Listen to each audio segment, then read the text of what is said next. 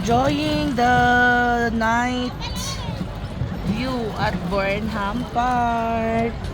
So actually doon na yung SM, di na kami pumunta kasi maraming SM sa Manila.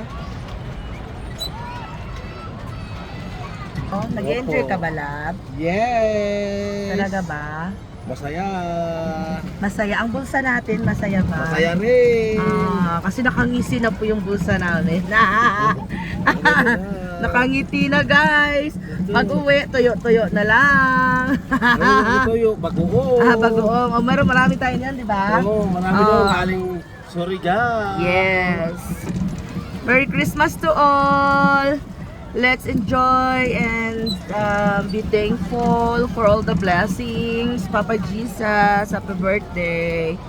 Thank you, Lord, for everything. Bye. Yes, amen. More sales.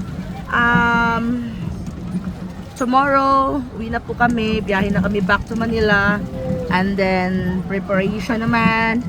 Work by 27 and 28, pero I'm still on leave. 27. So, yeah, we're preparing for our New Year naman.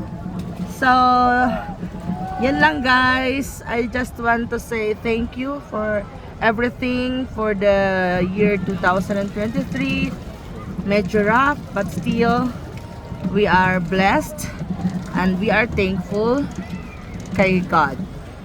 Yan lang, guys. Bye. I love you. Love you to love. Love you, love. Yes. So, let's go back. I think 30 minutes lang to, guys.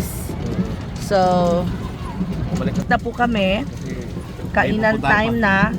Nagbayad po pala kami ng 250 pesos for 2 person ng isang bangka.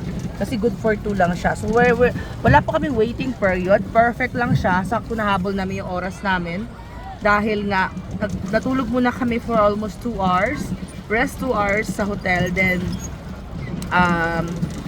again, back na naman dito. Kasi pupunta kami doon sa Wonderland ba yun? 6 o'clock pa daw. So, we're heading back. Kasi nga, kakain pa tayo ng dinner.